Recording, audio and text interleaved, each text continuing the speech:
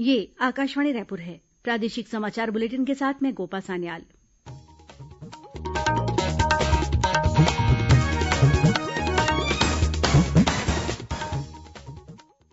और पेश आज के मुख्य समाचार। केंद्रीय कृषि मंत्री ने कहा कि केंद्र सरकार द्वारा किए गए कृषि सुधार भारतीय कृषि में नए अध्याय की नींव बनेंगे और ये सुधार किसानों को ज्यादा सशक्त करेंगे।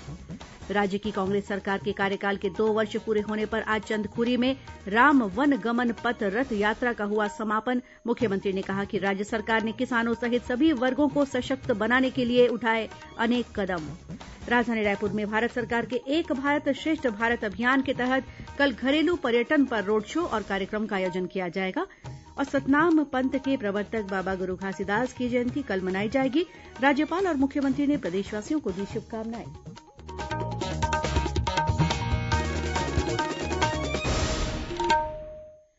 श्रोताओं, कोरोना महामारी के खिलाफ देश एकजुट होकर लड़ रहा है। आप भी हमारे साथ सुरक्षा और बचाव के 3 आसान एहतियाती उपायों का संकल्प लें।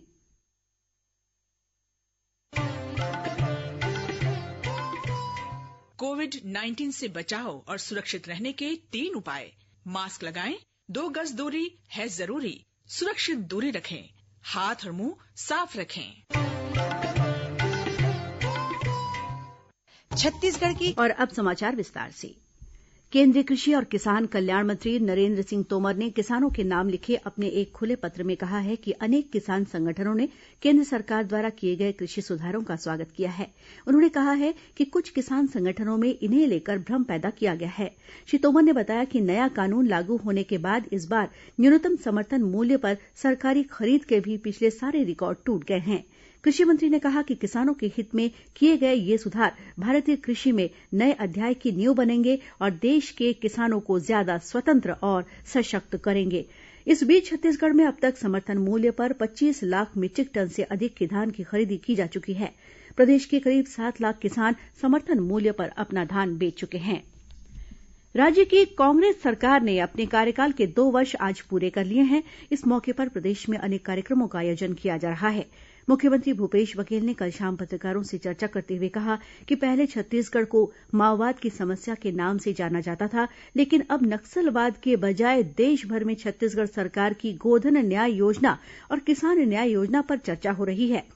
उन्होंने कहा कि इन दोनों योजनाओं के जरिये किसानों और पशुपालकों के खातों में पैसा पहुंचा है, जिससे उनकी क्रय शक्ति बढ़ी है और इस कारण कोरोना संकट और मंदी का छत्तीसगढ़ में उतना असर नहीं देखा गया जितना देश के दूसरे राज्यों में। मुख्यमंत्री ने कहा कि सरकार ग्रामीण इलाकों में औद्योगिक पार्क बनाने की दिशा में बढ़ रही है, जहां छोटी छोटी इकाइयां लगाकर ग्रामीण और महिलाएं खाद्य प्रसंस्करण के साथ ही अपने उत्पादों का मूल्य संवर्धन करेंगे।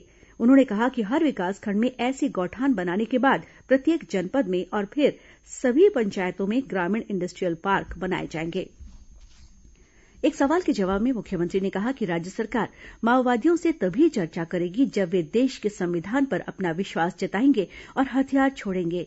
वहीं प्रदेश कांग्रेस अध्यक्ष और विधायक मोहन मरकाम ने कोंडागांव में प्रेसवार्ता को संबोधित करते हुए कहा कि चुनाव के दौरान कांग्रेस द्वारा किए गए 36 वादों में से कांग्रेस सरकार अब तक 24 वायदे पूरे कर चुकी है।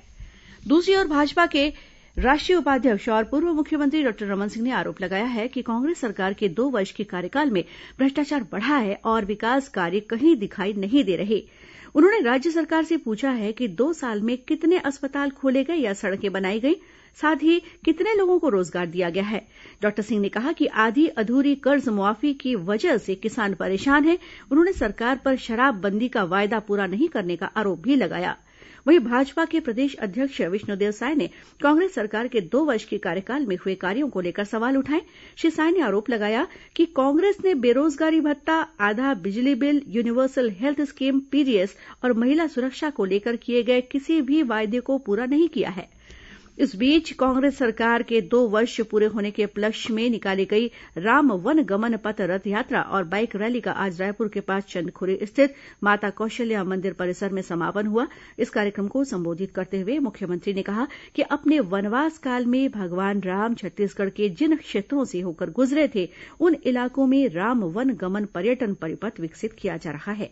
इस अवसर पर राज्य मंत्रिमंडल के अनेक सदस्य और जनप्रतिनिधि उपस्थित थे। वहीं राज्य के विभिन्न जिला मुख्यालयों में आज से 2 दिवसीय विकास प्रदर्शनी भी लगाई गई है।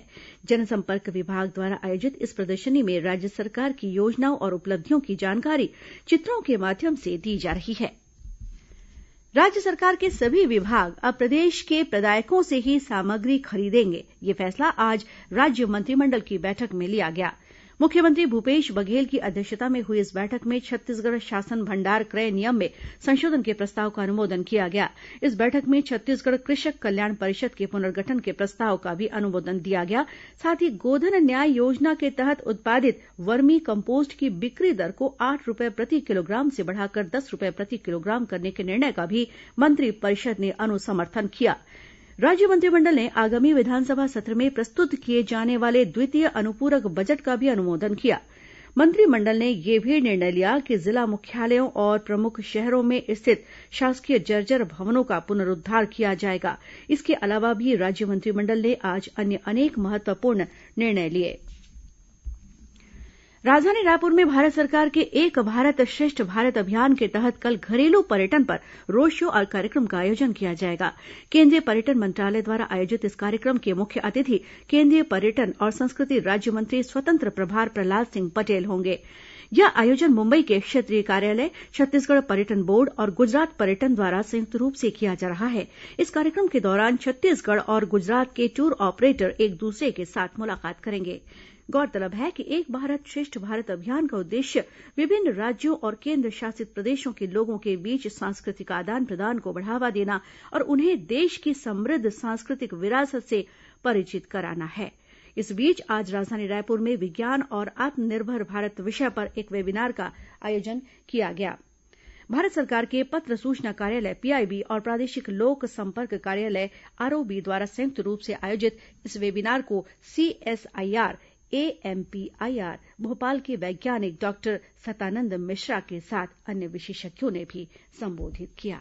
प्रादेशिक समाचार आप आकाशवाणी रायपुर से सुन रहे हैं। छत्तीसगढ़ की खबरों से है आपका वास्ता और खबरों की विश्वसनीयता से है हमारा वास्ता। आकाशवाणी समाचार रायपुर के प्रादेशिक समाचार बुलेटिन के साथ ही हमारे समसामयिक कार्यक्रम आप रेडियो के अलावा अपने मोबाइल पर भी सुन सकते हैं। आकाशवाणी समाचार फेसबुक, ट्विटर और यूट्यूब पर भी उपलब्ध है। हमारा Facebook page Chhattisgarh news on AIR, Twitter handle CGAIR news और हमारा यूट्यूब चैनल है छत्तीसगढ़ AIR न्यूज। तो अब रेडियो के साथ ही आपके मोबाइल के जरिए भी हम पहुंच रहे हैं आप तक। छत्तीसगढ़ की हर खबर के लिए सुनते रहिए आकाशवाणी समाचार। और अब आगे बढ़ते हैं बाकी के समाचारों की ओर। भारत में विकसित कोरोना टीके कोवैक्सीन के पहले चरण के परीक्षणों में मजबूत प्रतिरोधक क्षमता पैदा करने वाले नतीजे मिले हैं। हैदराबाद की कंपनी भारत बायोटेक कोवैक्सीन का निर्माण भारतीय आयुर्विज्ञान अनुसंधान परिषद के सहयोग से कर रही है। परिषद ने बताया है कि टीके को 2 से 8 डिग्री सेल्सियस तापमान पर रखा जा सकता है, जो राष्ट्रीय टीकाकरण योजना के अनुकूल है। कोवैक्सीन उन 3 टीकों में से एक है जिनके आपातकालीन इस्तेमाल को मंजूरी देने पर भारत के दवा महानियंत्रक की ओर से विचार किया जा रहा है। इस टीके का तीसरे और अंतिम चरण का परीक्षण 18 साल से 55 साल के लगभग 26,000 स्वयंसेवकों पर किया जा रहा है। केंद्रीय शिक्षा मंत्री रमेश पोखरियाल निशंक ने घोषणा की है कि 2021 से जेईई मुख्य परीक्षा साल में 4 बार आयोजित की जाएगी। शिक्षा मंत्री ने कहा कि इससे विद्यार्थियों को अपने अंक बेहतर करने का अवसर मिलेगा। उन्होंने कहा कि उनके मंत्रालय ने विभिन्न छात्र संगठनों और अन्य से प्राप्त सुझावों के आधार पर हर साल फरवरी, मार्च, अप्रैल और मई में ये परीक्षा आयोजित करने का निर्णय लिया है। उन्होंने बताया कि पहले चरण में फरवरी में 23 से 26 तारीख के बीच परीक्षा का आयोजन किया जाएगा। उन्होंने ये भी बताया कि विद्यार्थियों को 90 प्रश्नों में से किन्हीं 75 सवालों के जवाब देने होंगे, जबकि 15 वैकल्पिक प्रश्नों की नेगेटिव मार्किंग नहीं की जाएगी। इंडियन रेडक्रॉस सोसायटी की छत्तीसगढ़ शाखा द्वारा आज राजभवन में आयोजित एक समारोह में राज्यपाल अनुसुईया उइके ने कोरोना महामारी के दौरान मानव सेवा के क्षेत्र में उल्लेखनीय कार्य करने वाले अधिकारियों और वॉलेंटियर्स को सम्मानित किया। जगदलपुर जिले को पहला और धमतरी जिले को दूसरा पुरस्कार मिला है। वहीं तृतीय पुरस्कार संयुक्त रूप से बालोद और सूरजपुर जिले को प्रदान किया गया। कार्यक्रम में राज्यपाल ने कहा कि रेडक्रॉस सोसायटी जिला स्तर पर बेहतर कार्य कर रही है। अब इसकी सेवाओं का विस्तार विकासखंड स्तर तक किए जाने की जरूरत है। कार्यक्रम में इंडियन रेडक्रॉस सोसायटी छत्तीसगढ़ के चेयरमैन सोनमणि बोरा ने बताया कि जल्द ही विकासखंड स्तर पर रेडक्रॉस की इकाइयों का गठन किया जाएगा। इसके अलावा विकासखंड स्तर पर जेनरिक दवा दुकानें खोले जाने का भी प्रयास किया जा रहा है। बस्तर अंचल के आदिवासी किसानों की आय में बढ़ोत्तरी के लिए 1036 करोड़ रूपये की चिराग परियोजना को विश्व बैंक ने अपनी मंजूरी दे दी है। आधिकारिक जानकारी के अनुसार 6 वर्षीय इस परियोजना के तहत बस्तर संभाग में 7 जिलों के 13 विकासखंड लाभान्वित होंगे। योजना का उद्देश्य जलवायु परिवर्तन के अनुसार उन्नत कृषि, उत्तम स्वास्थ्य के लिए पोषण आहार, कृषि और अन्य उत्पादों का मूल्य संवर्धन कर किसानों को अधिक से अधिक लाभ दिलाना है। इस परियोजना के तहत गौठानों को केंद्र में रखकर विभिन्न कार्य किए जाएंगे। दंतेवाड़ा जिले में सुरक्षा बलों के संयुक्त दल ने माओवादियों के एक कैंप को ध्वस्त करने में सफलता हासिल की है। मौके से बड़ी मात्रा में विस्फोटक सामग्री और अन्य चीजें बरामद की गई हैं। इस कैंप को इंफ्रारेड थर्मामीटर भी मिला है। माओवादियों के खिलाफ संचालित अभियान के तहत डीआरजी, एसटीएफ, सीआरपीएफ और कोबरा बटालियन के साथ जिला पुलिस बल की संयुक्त टीम दंतेवाड़ा, बीजापुर के सीमावर्ती क्षेत्रों में गश्त पर निकली हुई थी। इसी दौरान मिरतुर किरंदुल के तीमेनार इंड्री पाल के जंगल में माओवादियों का कैंप नजर आया, जिस पर सुरक्षा बलों ने घेराबंदी कर माओवादियों को पकड़ने की कोशिश की, लेकिन माओवादी वहां से भाग निकले। माओवादी घटनाओं में घायल होने वाले जवानों को त्वरित उपचार सुविधा दिलाने के लिए जगदलपुर में जल्द ही ट्रॉमा सेंटर खोला जाएगा। ये बात मुख्यमंत्री भूपेश बघेल ने कल रायपुर स्थित अपने निवास कार्यालय में भारत सरकार के वरिष्ठ सुरक्षा सलाहकार के विजय कुमार के साथ बैठक में कही। मुख्यमंत्री और वरिष्ठ सुरक्षा सलाहकार के बीच राज्य के माओवाद प्रभावित क्षेत्रों में सुरक्षा व्यवस्था और विकास कार्यों के क्रियान्वयन से जुड़े विभिन्न विषयों पर विचार विमर्श किया गया। बैठक में गृह विभाग के अपर मुख्य सचिव सुब्रत साहू भी उपस्थित थे। सतनाम पंथ के प्रवर्तक बाबा गुरु घासीदास की जयंती कल मनाई जाएगी। इस मौके पर राज्यपाल अनुसुईया उइके और मुख्यमंत्री भूपेश बघेल ने प्रदेशवासियों को अपनी शुभकामनाएं दी हैं। अपने संदेश में उन्होंने कहा है कि बाबा गुरु घासीदास ने दुनिया को सामाजिक सद्भाव का रास्ता दिखाया। घासीदास जयंती के मौके पर कल राजधानी रायपुर के घासीदास कॉलोनी के अलावा मुंगेली के लालपुर धाम और भिलाई के सतनाम भवन में आयोजित कार्यक्रमों में मुख्यमंत्री शामिल होंगे। इससे पहले गुरु घासीदास सेवा समिति द्वारा आज भिलाई के सतनाम भवन से एक शोभा यात्रा निकाली गई। इस यात्रा में सतनाम पंथ के अनुयायी बड़ी संख्या में शामिल हुए। कल 16 दिसंबर को देशभर में विजय दिवस मनाया गया। कल वर्ष 1971 में पाकिस्तान पर भारत की विजय के उपलक्ष्य में हर साल 16 दिसंबर का दिन विजय दिवस के रूप में मनाया जाता है। इस विजय की 50वीं वर्षगांठ के उपलक्ष्य में आकाशवाणी के समाचार सेवा प्रभाग ने एक विशेष कार्यक्रम तैयार किया है। इस कार्यक्रम का प्रसारण आकाशवाणी केंद्र रायपुर द्वारा आज रात 9 बजे किया जाएगा। इसे छत्तीसगढ़ स्थित आकाशवाणी के सभी केंद्र एक साथ रिले करेंगे। बालोद जिले में हाथियों के हमले से एक ग्रामीण की मौत हो गई है। बताया जाता है कि डौंडी ब्लॉक में जंगली हाथियों का दल विचरण कर रहा है। इससे बचाव के लिए बीती रात जब लिमऊडीह गांव में ग्रामीण अलाव जलाकर रत जगा कर रहे थे, तभी हाथियों ने हमला कर दिया। वहीं गौरेला पेंड्रा मरवाही जिले के पसान रेंज में भी जंगली हाथियों का दल उत्पात मचा रहा है। इस क्षेत्र में बीते करीब 1.5 महीने के दौरान हुए हाथियों के हमले में 3 लोगों की मृत्यु हो गई है। वन विभाग लगातार हाथियों की गतिविधियों पर नजर रखे हुए है। साथ ही हाथियों के दल को खदेड़ने के लिए पश्चिम बंगाल से हुल्ला पार्टी को भी बुलाया गया है। कोरबा पुलिस ने एटीएम ठगी के मामले में एक अंतर्राज्यीय गिरोह का पर्दाफाश किया है। इस मामले में 2 आरोपियों को राजस्थान से गिरफ्तार किया गया है। इनके पास से करीब 8,60,000 रूपये की नगद राशि, एटीएम कार्ड, मोबाइल और क्रेडिट कार्ड भी बरामद किए गए हैं। जिले के दीपका क्षेत्र में पिछले दिनों एसईसीएल के एक सेवानिवृत्त कर्मचारी से आरोपियों ने करीब 40 लाख रूपये की ऑनलाइन ठगी की थी।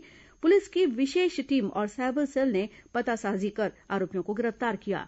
वहीं दुर्ग में पीतल के जेवर को सोने का बताकर ठगी करने के मामले में पुलिस ने अंतर्राज्यीय गिरोह के एक आरोपी को गिरफ्तार किया है। इनके पास से 10 लाख रूपये की नगद राशि भी बरामद की गई है।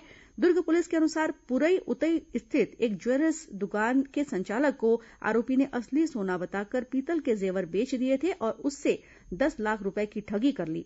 आरोपियों से पूछताछ में पता चला है कि गिरोह के सदस्यों ने छत्तीसगढ़ के अलावा ओडिशा में भी कई लोगों के साथ ठगी की है। और अब कुछ खबरें संक्षेप में।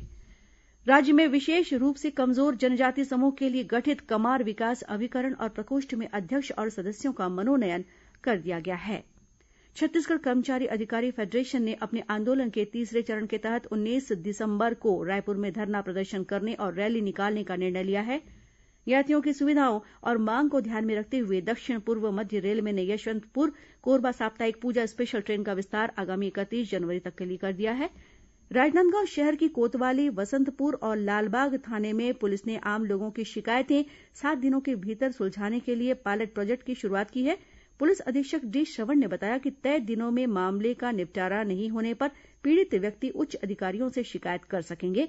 और राजनांदगांव जिले में स्थित आदिवासी आश्रमों और छात्रावासों में बालिकाओं की सुरक्षा के लिए सीसीटीवी कैमरे लगाए गए हैं। साथ ही 100 से अधिक आश्रमों और छात्रावासों में वाटर प्यूरिफायर भी लगाए गए हैं। और अब अंत में मुख्य समाचार एक बार फिर। केंद्रीय कृषि मंत्री ने कहा कि केंद्र सरकार द्वारा किए गए कृषि सुधार भारतीय कृषि में नए अध्याय की नींव बनेंगे और ये सुधार किसानों को ज्यादा सशक्त करेंगे। राज्य की कांग्रेस सरकार के कार्यकाल के 2 वर्ष पूरे होने पर आज चंदखुरी में राम वन गमन पथ रथ यात्रा का हुआ समापन। मुख्यमंत्री ने कहा, राज्य सरकार ने किसानों सहित सभी वर्गों को सशक्त बनाने के लिए उठाए अनेक कदम। राजधानी रायपुर में भारत सरकार के एक भारत श्रेष्ठ भारत अभियान के तहत कल घरेलू पर्यटन पर रोड शो और कार्यक्रम का आयोजन किया जाएगा। और सतनाम पंथ के प्रवर्तक बाबा गुरु घासीदास की जयंती कल मनाई जाएगी। राज्यपाल और मुख्यमंत्री ने प्रदेशवासियों को दी शुभकामनाएं। और इसी के साथ प्रादेशिक समाचार बुलेटिन समाप्त हुआ। नमस्कार।